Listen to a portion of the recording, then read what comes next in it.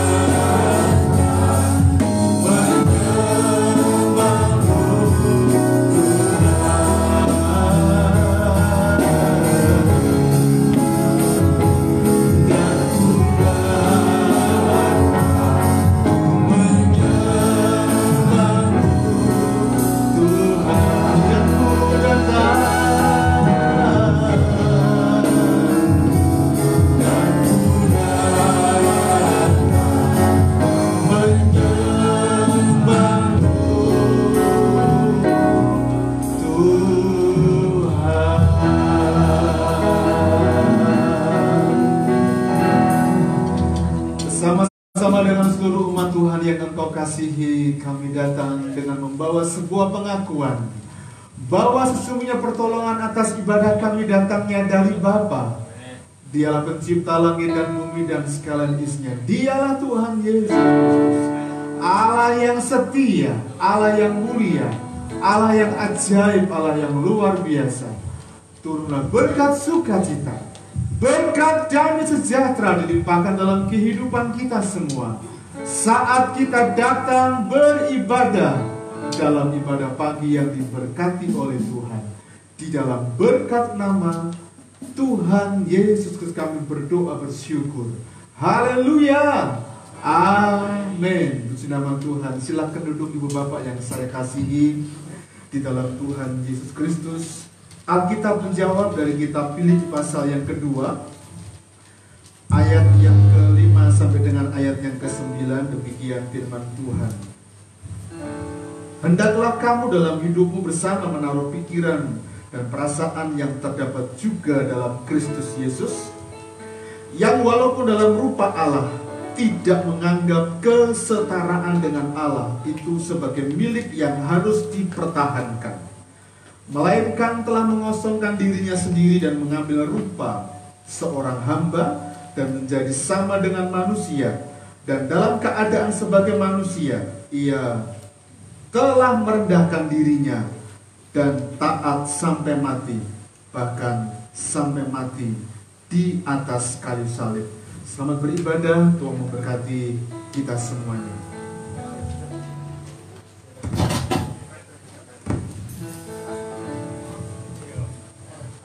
Shalom jemaat yang terkasih. Mari kita bersiapkan untuk mengikuti bagian dari Menikmati ibadah ini.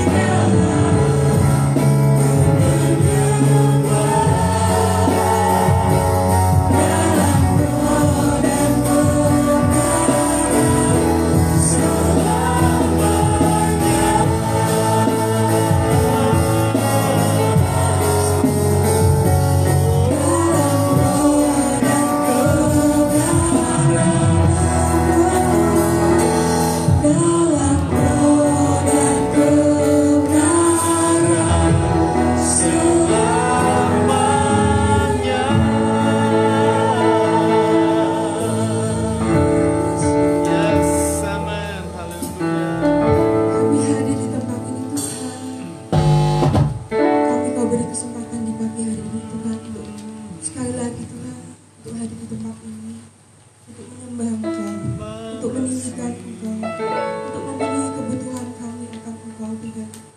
Engkau yang persiapkan kami, Tuhan. Engkau yang pimpin ibadah ini, Tuhan. Engkau yang layakkan kami, Tuhan, untuk menyembah Engkau lebih dan lebih lagi. Di dalam nama Tuhan Yesus Kristus kami berdoa. Amin. Mari jemaat kita bangkit berdiri. Jangan lupa beri salam kanan kiri, kan dalam anak ketemu. Mari kita nyanyikan sekali lagi betapa hebatnya. Dalam kehidupan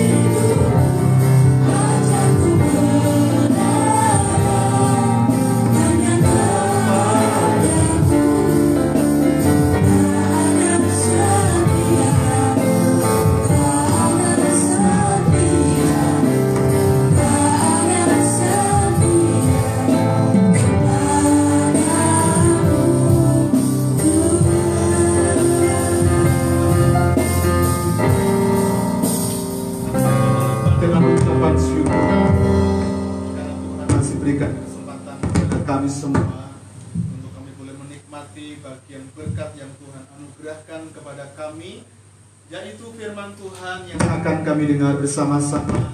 Tolong menolong kami, memberkati kami, supaya apa yang kami akan dengar jadi berkat kekuatan bagi kehidupan iman kami Tuhan, terutama dalam perjalanan pengiringan kami kepada Tuhan Yesus.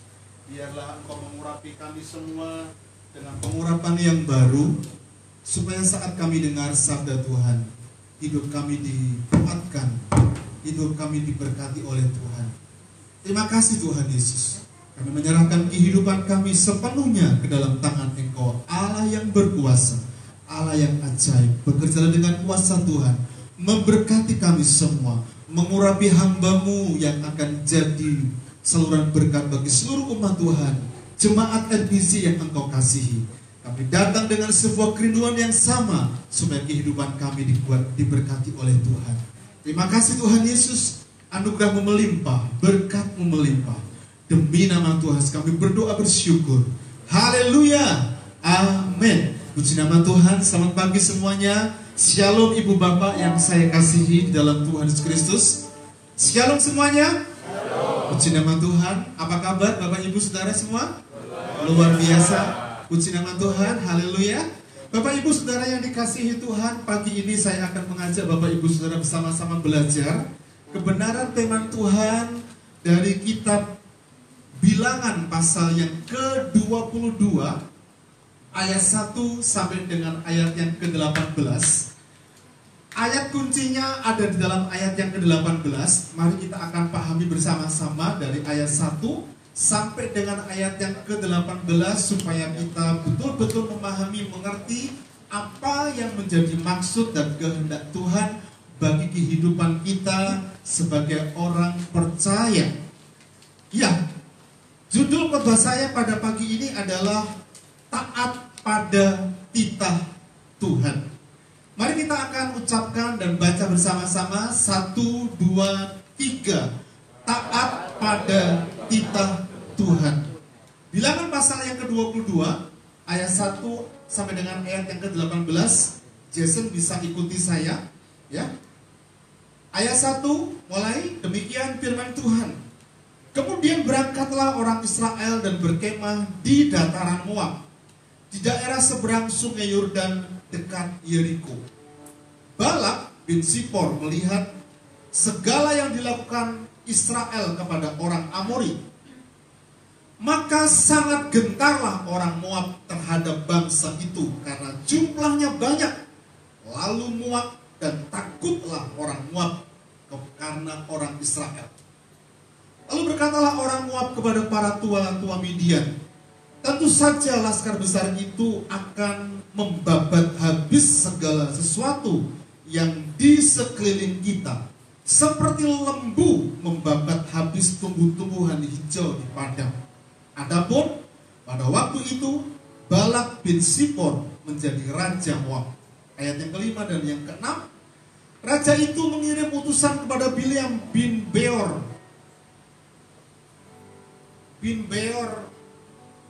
bin Petor yang di tepi sungai Efrat, ke negeri teman-teman sebangsanya untuk memanggil dia dengan pesan, ketahuilah, ada suatu bangsa keluar dari Mesir, sungguh sampai tertutup permukaan bumi olehnya, dan mereka sedang berkemah di depanku. Karena itu datanglah dan kutuk bangsa itu bagiku, sebab mereka lebih kuat daripadaku. Mungkin aku sanggup mengalahkannya dan menghalonya dari negeri ini. Sebab aku tahu siapa yang kau berkati, dia beroleh berkat, dan siapa yang kau kutuk, dia kena kutuk. Ayat yang ke-7.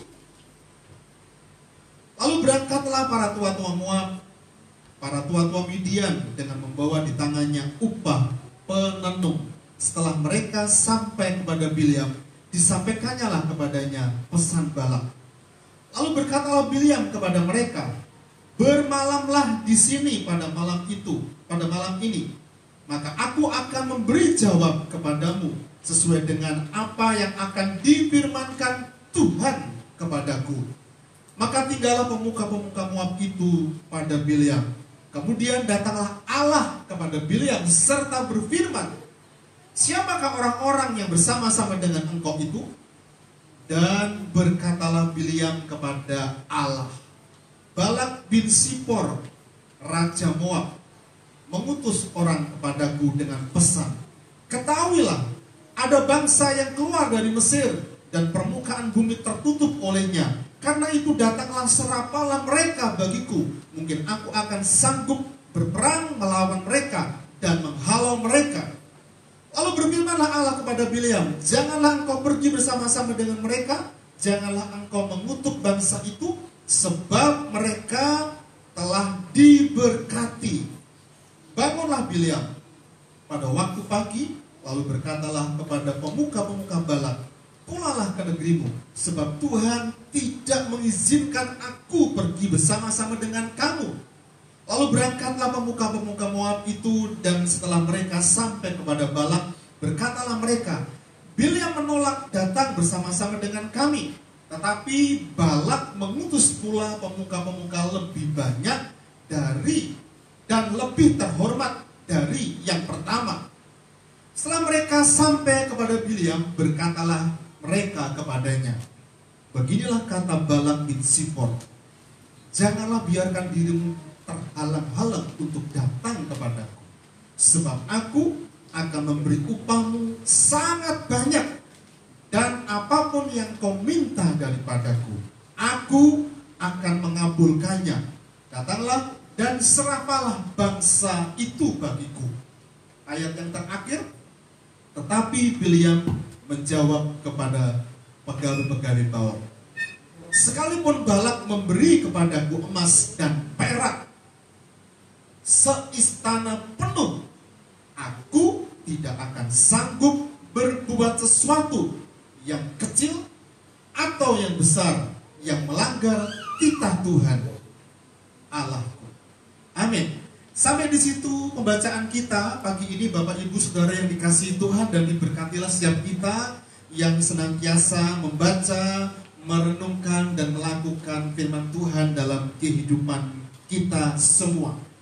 Kalau kita bicara tentang ketaatan, saya mau katakan lebih awal bahwa ketaatan itu adalah wujud iman yang benar.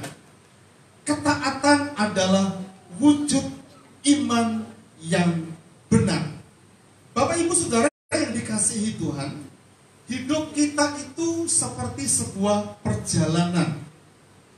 Dalam sebuah perjalanan, apa yang kita sedang kendarai, entah itu motor, mobil, atau yang lainnya, pasti kita harus taat dengan yang namanya rambu-rambu lalu lintas. Setuju ya?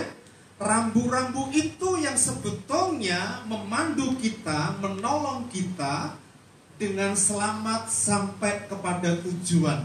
Ketika kita melanggar rambu-rambu yang adalah peringatan yang sebetulnya harus kita taati, maka akan ada konsekuensi. Jika di saat kita mengendarai mobil atau motor, kalau lampu traffic light itu berwarna merah, kita berhenti, ya. Kalau warna hijau, kita jalan. Tapi kalau warnanya kuning, ya, warnanya kuning adalah siap-siap, bukan berhenti, tapi siap-siap ngebut. Itu tandanya kita tidak taat. Maka akan ada konsekuensi, ya. Ada konsekuensinya. Itu salah satu contoh rambu. Ada banyak rambu-rambu, entah itu jalan menurun, jalan berliku dan sebagainya. Makanya kalau kita mengendarai bis yang besar begitu, ada tulisan yang mengatakan bahwa dilarang bicara dengan sopir. Mengapa? Supaya sopir kita bisa fokus kepada apa yang dia sedang kendarai. Karena kalau tidak diajak bicara terus, maka tidak fokus, bukan hanya nabrak tapi mungkin salah jalur. Ya, salah jalur, harusnya pulang dari Banyumanik menuju ke Semarang, tapi ternyata menuju ke arah jalan tol. Kenapa? Diajak bicara, ya, tidak taat. Nah, zaman sekarang ini kita tahu yang namanya ini, ya. Siapa yang ada di tempat ini yang tidak pernah menggunakan Google Map? Bisa angkat tangan? Semuanya pernah menggunakan Google Map. Kok bisa dikelaskan sedikit apa? Ya, semua di sini pernah menggunakan Google Map. Google Map itu menolong kita, memandu kita sebelum kita tahu alamat itu dengan persis. Maka ketika kita ketik di situ, kita akan ditolong, dipandu seberapa jauh kita akan tempuh, waktu yang akan kita gunakan dari jalur ini. Dan juga Google Map itu menolong kita karena di depan apakah kondisi lalu lintas macet dan sebagainya. Tapi yang menjadi persoalan adalah jika kita tidak menurut apa yang menjadi panduan di suara HP kita, Android kita yang adalah kita aktifkan Google Map, maka akan ada peringatan. Peringatannya adalah Anda salah jalur, balik lagi ke jalan semula. Anda salah jalur di depan dan sebagainya, gitu ya. Itu panduan. Zaman sekarang ini kita tahu itu. Dan kalau kita taat pada instruksi dari suara dari HP kita yang adalah suara dari aplikasi Google Map itu, maka kita akan sampai kepada tujuan. Nah, sebetulnya dalam perjalanan kehidupan kita sebagai anak-anak Tuhan juga demikian. Mengapa? Ada orang-orang Kristen yang baru mengenal Tuhan, tapi hidup Kristennya itu sudah berakar kuat, sudah tumbuh, bahkan menghasilkan buah. Sementara ada anak-anak Tuhan yang lahir dari sejak sejak lahir itu sudah menjadi anak Tuhan, menjadi Kristen, tapi hidupnya tidak menunjukkan pertobatan, tidak menunjukkan sebuah kekristenan yang sebetulnya Kristen banget begitu ya. Mengapa? Karena memang di perjalanan itu ada pergumulan, ada lika-liku yang memang kadangkala mengharuskan kita untuk komit dengan apa yang menjadi keinginan Tuhan dalam kehidupan kita. Nah, kalau kita baca bacaan kita pagi ini, kita mau bertanya siapa sebetulnya Bileam. Bapak Ibu Saudara yang dikasihi Tuhan, Bileam adalah seorang hamba Tuhan yang dikenal baik reputasinya di zaman itu. Sehingga banyak orang datang untuk meminta petunjuk, mengetahui hal-hal rohani, bahkan hal-hal yang dikehendaki oleh Tuhan. Dalam cerita ini, bacaan kita pagi ini, tentara Israel itu sudah berhasil mengalahkan beberapa tempat. Midian berhasil ditaklukkan, Amori berhasil ditaklukkan. Sementara mereka sedang berkemah, Balak bin Sipor, Raja Moab, ketakutan. Mengapa ketakutan? Karena mereka telah melihat, mendengar, menyaksikan bagaimana Tuhan menyertai orang-orang Israel. Nah, untuk supaya Balak itu menang menghadapi Israel, maka dia datang kepada Bileam, meminta petunjuk, meminta supaya Bileam itu sebagai hamba Tuhan, sebagai orang yang menyuarakan suara kebenaran, sebagai abdi Allah. Bileam diminta oleh Balak untuk apa? Untuk mengutuki Israel. Mengutuki Israel. Dan sampai 2 kali ternyata Bileam itu disuruh oleh Balak. Balak menyuruh sampai 2 kali. Supaya apa? Mengutuki Israel. Tapi ternyata Bileam lebih taat apa yang menjadi titah Tuhan. Bileam lebih komit dengan apa yang menjadi profesinya dalam kehidupannya. Nah, karena itu bukan hanya profesi sebagai hamba Tuhan, para abdi Allah, anak-anak Tuhan, karena kita sedang menuju kepada sebuah tempat kekekalan surga yang mulia, maka kita harus berjuang sedemikian rupa dengan komitmen kesetiaan kita untuk taat pada kehendak Allah, taat pada titah Tuhan. Sementara mungkin saja kita diperhadapkan kepada situasi seperti Bileam, karena ternyata Balak itu ketika menyuruh Bileam tidak hanya dengan tangan kosong, tapi dengan upah. Sehingga kalau kita baca di ayat yang ke-18 tadi, sekalipun engkau memberikan upah kepadaku seistana, wow, banyak banget gitu harta benda yang diberikan, tapi aku nggak mau mengutuki umat yang tidak dikutuk oleh Allah, tapi diberkati, disertai oleh Allah. Nah, pagi ini saya akan sampaikan dua hal penting dari ketaatan Bileam. Kita akan belajar dua hal ini, biarlah menjadi penolong bagi kita semua yang hidup hari ini. Bukan hanya saya sebagai hamba Tuhan yang telah mendapatkan dan merenungkan dari apa yang saya sampaikan kepada Bapak Ibu. Saya rindu jemaat RBC, bahkan teman-teman yang ada di rumah yang mengikuti ibadah secara live streaming pada pagi ini. Ada dua hal ini biarlah menjadi pegangan kehidupan kita. Supaya apa? Supaya jalan yang kita sedang lalui dalam kehidupan kita, kita boleh taat pada titah, perintah, dan kehendak Allah dalam kehidupan kita. Nah, yang pertama, kalau kita belajar dari kisah Bileam ini, maka ketaatan Bileam yang dapat kita aplikasikan dalam kehidupan kita adalah ketaatan itu adalah bukti percaya kepada Allah dengan sungguh-sungguh. Perhatikan baik-baik ayat yang ke-18 dari kitab Bilangan. Nanti kita akan bandingkan dalam kitab Matius pasal 7 ayat 21 sampai dengan ayat yang 23. Ayat yang ke-18. Tetapi Bileam menjawab kepada pegawai-pegawai Balak, sekalipun Balak memberi kepadaku emas, perak, seistana penuh, aku tidak akan sanggup berbuat sesuatu, baik yang kecil ataupun yang besar, yang melanggar titah Tuhan Allahku. Ayat sebelumnya memberikan peringatan kepada Bileam. Bileam tanya kepada Tuhan, apa yang harus aku lakukan? Apakah aku harus menuruti perintah dari Balak? Sampai 2 kali dia datang kepada Tuhan. Ternyata Tuhan menyuruh, tidak. Kalau perintah, kalau titah, petunjuk Tuhan dikatakan tidak, maka Bileam pun taat itu. Maka ketaatan dalam hidup kita adalah sebuah tekad untuk kita percaya dengan sungguh-sungguh kepada Tuhan.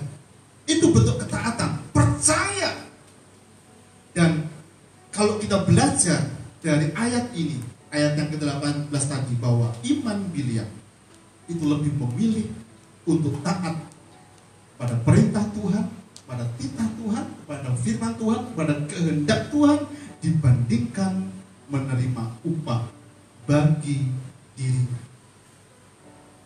Bapak Ibu Saudara yang dikasihi Tuhan, kita ada hidup di era postmodern, di mana semua manusia sedang berlomba-lomba untuk menghidupi dirinya, dan dia mencari-cari, berjuang sedemikian rupa untuk apa? Mendapatkan uang, bahkan mendapatkan kekayaan.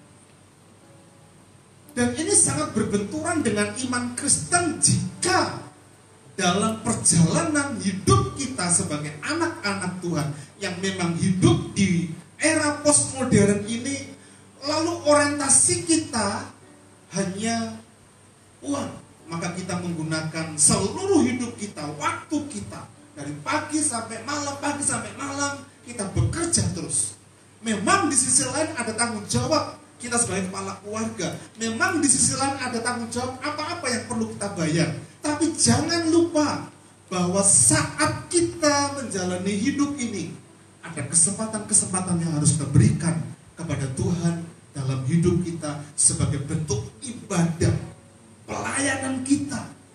Maka di sana kita akan menemukan arti hidup dalam percaya dalam kehidupan kita sebagai anak-anak Tuhan.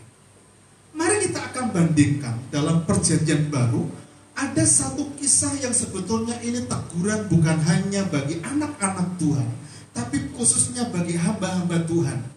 Karena di dalam ketidaktaatan itu, ternyata Tuhan memberikan teguran yang amat sangat keras. Hamba Tuhan yang ada dalam nats yang kita akan baca ini bukan hamba Tuhan yang biasa, tapi dia membuat mujizat. Dia mengadakan KKR di mana-mana. Dia berdoa dan cospleng doanya. Dahsyat begitu. Tapi ternyata, mari kita akan baca. Ini Matius pasal 7 ayat 21 sampai dengan ayat yang 23. Bukan setiap orang yang berseru kepadaku, Tuhan, Tuhan, akan masuk ke dalam kerajaan surga. Catat baik-baik, melainkan dia yang melakukan kehendak Bapakku yang di surga. Dengan kata lain, taat pada titah Tuhan, taat pada titah Bapa di surga. Pada hari terakhir banyak orang akan berseru kepadaku, Tuhan, Tuhan, bukankah kami bernubuat demi namamu? Oh, ini pelayanan hamba Tuhan yang bukan hamba Tuhan biasa-biasa. Karena bernubuat, nubuat itu menyampaikan sesuatu hari ini dan akan terjadi di masa yang akan datang. Ini hebat, ini luar biasa. Bukankah kami bernubuat demi namamu dan mengusir setan demi namamu dan mengadakan banyak mujizat demi namamu juga? Ayat 23. Pada waktu itulah aku akan berterus terang kepada mereka dan berkata, aku tidak mengenal kamu, enyalah daripadaku, kamu sekalian pembuat kejahatan. Ini teguran yang sangat keras bagi siapa saja yang memberikan label dirinya sebagai anak Tuhan, sebagai hamba Tuhan yang melayani. Karena percuma bernubuat, percuma mengusir setan, percuma mengadakan banyak mujizat jika apa yang kita kerjakan itu tidak dikehendaki oleh Tuhan. Ayat ini tadi bilang, aku tidak pernah mengenal kamu. Perhatikan baik-baik. Aku tidak pernah mengenal kamu. Ini ngeri loh, Bang. Kalau catatannya adalah aku tidak mengenal kamu, mungkin saja pernah dikenal. Tapi kalau kalimat ini dikatakan aku tidak pernah, berarti sama sekali tidak dikenal Tuhan. Sekalipun membuat mujizat, sekalipun bernubuat, sekalipun setan takut kepadanya. Nah pertanyaannya, mengapa? Bahkan si orang yang tidak pernah mengenal itu dikatakan enyalah. Artinya apa? Ditolak, diusir. Mengapa? Karena berbuat kejahatan. Ayat 23. Pada waktu itulah aku akan berterus terang kepada mereka dan berkata, aku tidak pernah mengenal kamu, enyalah daripadaku, kamu sekalian pembuat kejahatan. Bapak ibu saudara yang dikasihi Tuhan, apa yang dilakukan sehingga pembuat kejahatan? Tidak melakukan kehendak Bapa. Tidak melakukan kehendak Bapa. Di ayat 21 tadi kita bisa perhatikan orang yang tidak taat, ya, orang yang tidak taat. Bukan setiap orang yang berseru kepadaku, Tuhan, Tuhan, akan masuk ke dalam kerajaan sorga, melainkan dia yang melakukan kehendak Bapakku yang di sorga. Melakukan kehendak Bapakku yang di sorga. Dan taat itu adalah percaya sungguh-sungguh. Taat itu percaya sungguh-sungguh. Coba perhatikan gambar ini. Ilustrasi gambar yang ada di depan. Ada orang-orang yang sedang siap untuk menantang, ya. Orang yang mempercayakan dirinya kepada Tuhan, apapun yang terjadi ketika dia menjatuhkan tubuhnya, maka akan ada orang yang ada di bawahnya. Apapun yang terjadi, itu percaya. Karena apa? Ada komitmen bahwa ketika dia percaya, maka dia sungguh-sungguh juga mempercayai orang yang sedang menantang di bawahnya. Bapak Ibu Saudara yang dikasihi Tuhan, lalu kalau bicara tentang kehendak Bapa, mana yang kita perlu lakukan dalam kehidupan kita sebagai anak-anak Tuhan? Percaya itu sama dengan mengakui dan taat. Taat itu percaya dengan sungguh-sungguh, maka ketika kita mengaku dan taat, sah. Taat dalam hal apa? Kehendak Bapa. Kehendak Bapa yang mana? Mari kita perhatikan baik-baik. Kehendak Bapa yang mana? Ada di Alkitab, ada yang eksplisit, tapi juga yang implisit. Ada yang tertulis, ya, ada yang tertulis, tapi juga ada yang tidak tertulis. Yang perlu kita perhatikan yang adalah kehendak Bapa. Misalnya, ya, kalau kita bicara tentang yang tertulis adalah tentang 10 perintah Allah. Ini kan yang tertulis. Ini kehendak Bapa. Jangan ada padamu Allah lain di hadapanku. Jangan membuat patung untuk disembah. Ingat dan kuduskanlah hari Sabat. Jangan mencuri, jangan berzina, jangan bersaksi dusta dan semuanya dan sebagainya. Itu 10 perintah Allah yang tertulis. Kemudian apa lagi yang tertulis? Ibadah. Tapi pertanyaannya, seberapa banyak dari antara kita yang mencoba melupakan ibadah? Ibadah bisa di rumah, pakai streaming. Ya, tapi sambil ngemil. Sambil tiduran. Kita dengar khotbah, kita dengar firman Tuhan. Ya. Di awal-awal pandemi COVID-19, kita streaming. Kami melayani di Ruko Subali. Pak Budi dan Cina itu orang yang setia karena tidak pernah streaming, selalu datang ibadah. Tapi saya mengamati teman-teman yang ada di rumah, ya, termasuk Pak Kris dan Bu Nur itu, dia betul rapi, pakai baju. Ya tentunya kalau sudah pakai baju rapi, ternyata mereka sudah mandi sama-sama. Tapi belum mandi juga tidak tahu gitu ya. Tapi cantik dan cakep gitu ya. Itu menandakan bahwa kita sedang ibadah, kita sedang menghadap Tuhan. Sedang menghadap Tuhan. Ibadah. Itu yang tertulis saja kita kadang-kala lupa, bahkan melupakan, cenderung untuk mengabaikan. Apalagi ya kira-kira? Bukan hanya itu, mengampuni. Seberapa dari antara kita harus mengampuni? Sampai 7 kali, 70 kali? Gak. Unlimited. Tiap kali ada orang yang bersalah, ampuni. Tiap kali istri kita bersalah, ampuni. Tiap kali suami kita bersalah, ampuni, ampuni, ampuni. Unlimited. Ya. Apalagi yang tertulis? Memberi dan sebagainya. Persepuluhan, untuk pembangunan, untuk orang-orang yang memang membutuhkan, itu memberi, dan itu dicatat. Kalau kita perhatikan di amplop kita dalam kitab 2 Korintus pasal yang ke-8 ayat yang ke-18 dan ayat 19 itu bicara tentang pemberian. Ya, orang yang menabur banyak akan menuai banyak.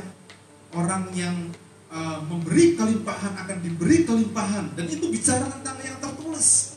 Tapi mana ya yang tidak tertulis kira-kira? Ayo kita perhatikan sekarang.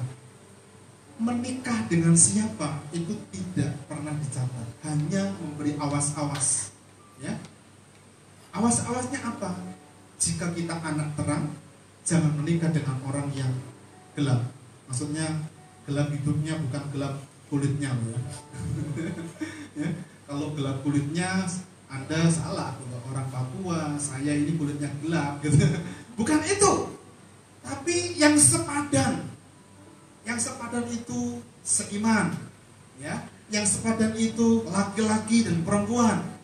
Yang sepadan itu yang sama-sama mencintai Tuhan. Ya, itu harus kita pahami. Itu nggak dicatat di Alkitab. Kita menikah dengan siapa? Coba cari di Alkitab. Saya nggak mencarinya, nggak pernah ketemu sih nama Happy Riana di situ. Pak Pur pernah menemukan Ibu Irma Melati di Alkitab? Nggak pernah ada. Karena apa? Nggak tertulis. Tapi kita perlu taat dan setia dan turut di dalam. Apalagi usaha yang kita kerjakan pun tidak pernah dicatat. Tapi kita diberi mandat untuk apa? Mengelola, mengusahakan sedemikian rupa supaya kita penuhi bumi dengan kemuliaan Tuhan. Ya. Kalimat yang mengatakan usahakanlah, ketika Adam dan Hawa ditempatkan di Taman Eden, usahakanlah itu bicara tentang bentuk bahwa mereka harus berusaha, mereka harus mengusahakan, tapi usahanya apa? Gak ada yang tahu. Karena itu dicoba, dan dicoba. Kalau mencobanya tentu karena kita percaya kepada Tuhan, jangan lupa minta petunjuk kepada Tuhan. Dengan apa? Berdoa. Apa ya usaha yang kita sedang kerjakan? Dan kemudian mulai melihat, mensurvei daerah mana ya yang perlu kita cari tahu. Ada dua salesman yang diutus oleh manajernya ke Afrika. Sales yang pertama pergi dan datang ke Afrika. Nah, mensurvei, ternyata di sana ada banyak orang-orang yang tidak pakai sepatu dan pakai sandal. Dan dia pulang lapor kepada bosnya, "Bos, kita tidak usah ke Afrika jual sepatu kita karena kita tidak akan pernah laku jual sepatu dan sandal kita di sana." Bosnya, oke. Kemudian utus sales yang kedua. Kirim sales yang kedua dan dia lihat, wow, di sini ada banyak orang-orang yang tidak pakai sepatu. Wah, saya akan cepat-cepat pulang. Saya beritahu bos, kita akan produksi lebih banyak. Karena di sana akan ada orang-orang yang beli sepatu dan sandal kita. Laporannya beda. Pulang dan diberi laporan. Kita buat pabrik yang besar karena di Afrika ada banyak orang yang tidak pakai sepatu dan sandal.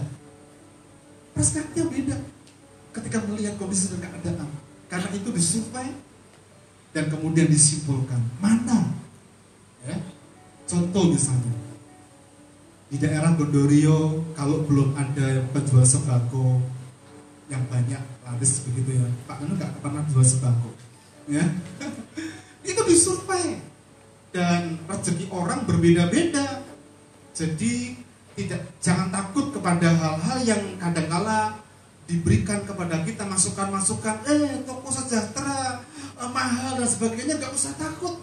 Karena apa? Coba perhatikan di pasar. Di pasar itu berjejer jual kangkung.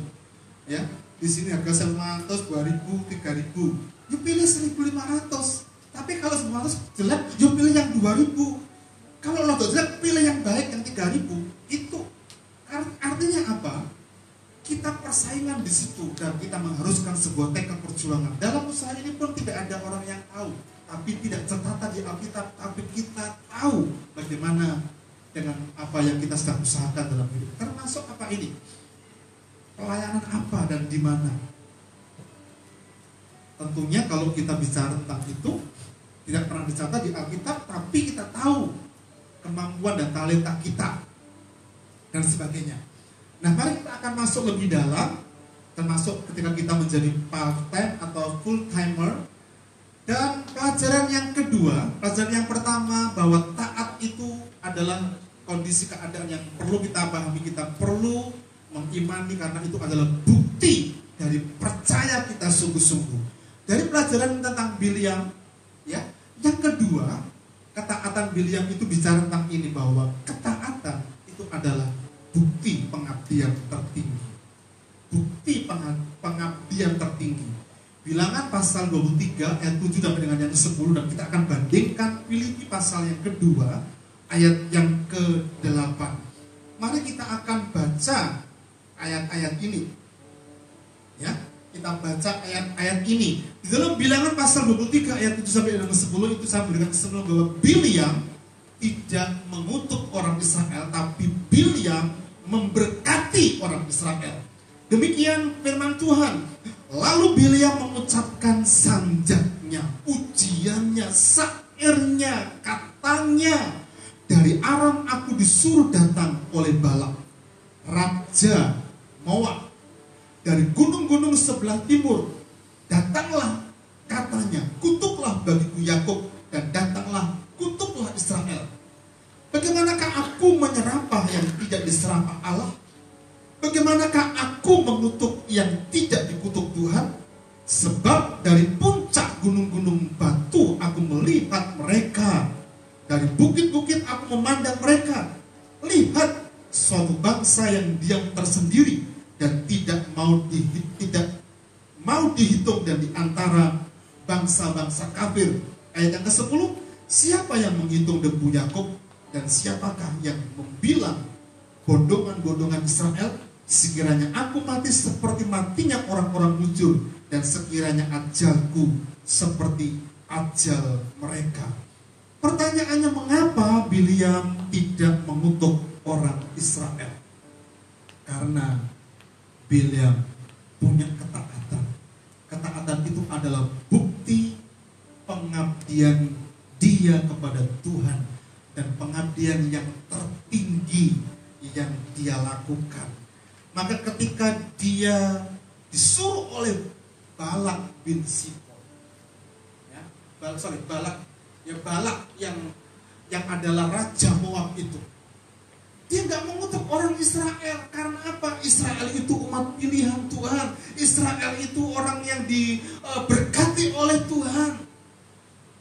Dan dia melakukan itu karena dia tahu bahwa hidupnya adalah pengabdian yang tertinggi. Mari kita akan perhatikan dalam Filipi pasal yang kedua ayat yang ke-8. Dan dalam keadaan sebagai manusia, Yesus, ia telah merendahkan dirinya dan taat sampai mati, bahkan sampai mati di kayu salib. Dari ayat-ayat ini ada ciri pengabdian yang perlu kita ketahui. Ciri pengabdian itu adalah taat yang total. Sulit tapi bisa jika ada. Yang pertama, penyerahan total. Penyerahan total. Jadi totalitas taat itu memang sulit, tapi bisa jika ada penyerahan yang total. Matius 26 ayat 39 itu bicara tentang cawan murka Allah yang akan dihadapi oleh Tuhan Yesus. Dia betul-betul mengalami ketakutan. Saking takutnya pembuluh kapilernya itu pecah. Maka dikatakan seperti ini. Maka ia maju sedikit, lalu sujud dan berdoa, katanya, ya Bapakku, jikalau sekiranya mungkin biarlah cawan ini lalu daripadaku. Tapi janganlah seperti yang ku kehendaki, melainkan seperti yang Engkau kehendaki. Dengan kata lain, Yesus betul-betul menyerah total. Dan itu tidak mudah, itu sulit. Tapi dia lalui itu. Dia ketakutan banget. Dia ketakutan minta tolong kepada murid-muridnya untuk didukung dalam doa. Tapi ketika murid-muridnya yang dikasihi diajak berdoa, malah justru tertidur, pulas, ngorok. Tanda dari orang yang tidak support Yesus, murid. Dalam ketakutannya itu dia betul-betul mengalami kondisi yang membuat dia harus memahami bahwa kalau itu kehendak Bapa, kehendak Tuhan, maka biarlah terjadi. Tapi jika, ini kalau bahasa yang lebih saya sederhanakan, kalau jika bukan kehendak Bapa, biarlah itu cawan lalu daripada. Dengan kata lain, dia betul-betul menyerah total. Taat total itu sulit, perlu penyerahan total, perlu penyerahan yang sungguh-sungguh, tapi juga perlu penundukan yang totalitas. Yohanes 20 ayat 21. Maka kata Yesus sekali lagi, damai sejahtera bagi kamu, sama seperti Bapa mengutus aku, demikian juga sekarang aku mengutus kamu. Penundukan diri itu perlu dalam ketaatan total yang perlu kita miliki dalam kehidupan kita sebagai anak-anak Tuhan. Tuhan akan pergi dalam konteks ini, tapi bekal penyertaan, pembelaan, kasih sayang Tuhan itu ada dalam murid-muridnya. Maka ketika dia utus, dia juga sertai. Muridnya cuma perlu tunduk melakukan apa yang menjadi kehendak Tuhan dalam kehidupan mereka. Kita perlu tunduk taat bahwa hidup kita itu harus jadi berkat bagi banyak orang. Bahwa hidup kita itu kesaksian, bahwa hidup kita itu terang, surat Kristus yang terbuka, yang dapat dibaca oleh setiap orang. Di situ butuh apa? Butuh penundukan bahwa diri kita itu harus jadi berkat. Dan di dalam taat yang total, kita perlu belajar ini, kasih yang total.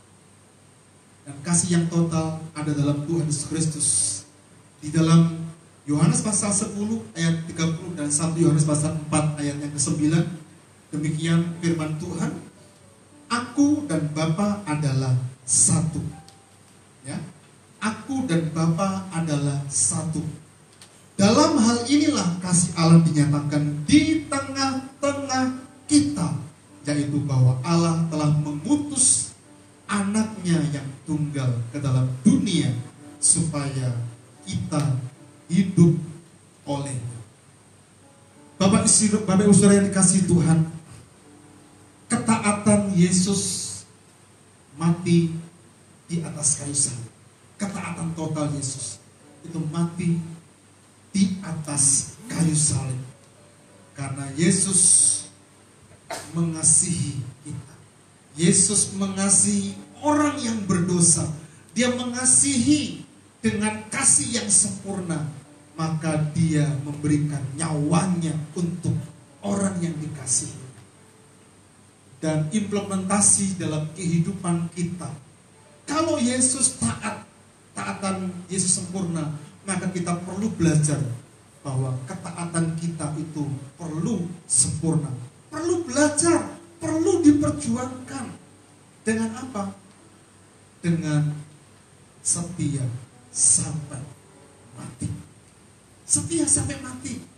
Dan tidak ada ilah lain yang ada dalam kehidupan ini seumur hidup kita sampai Tuhan panggil mengenapi rencana, maka kita akan menikmati berkat kemurahan yang memang Tuhan nyatakan dalam kehidupan kita sebagai anak-anak Tuhan.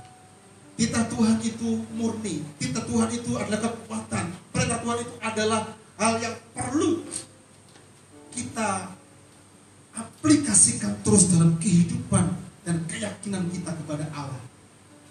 Dari apa yang kita sedang baca hari ini, Bileam memberkati dan tidak mengutuk. Bileam melakukan itu dan dia tidak tergiur dengan emas dan perak yang seistana, sekalipun itu diberikan. Karena hal itu jika terjadi, maka dia akan bertentangan dengan kehendak Allah, dan Allah akan menjadi musuh dia. Dan akibatnya apa? Ada konsekuensi yang akan dia peroleh. Demikian juga dalam kehidupan kita sebagai anak-anak Tuhan. Karena itu saya mengajak untuk kita bersama-sama belajar apa yang menjadi titah Tuhan sepanjang kehidupan kita, sampai titik darah penghabisan, sampai nafas kita berakhir di tengah dunia, didapati bahwa kita adalah orang-orang yang taat kepada Kristus Yesus yang adalah Tuhan kita. Amin. Saya undang Ibu Bapak bisa berdiri bersama-sama.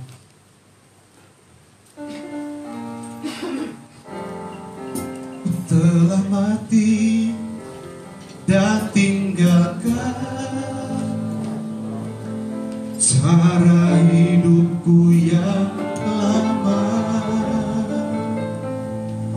semuanya sia-sia dan tak berarti lagi hidup ini. Ku letakkan pada mezbah-Mu ya Tuhan.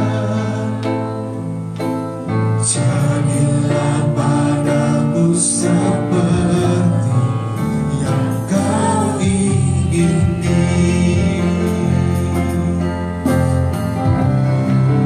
Ku telah mati dan tinggalkan cara hidupku yang lama.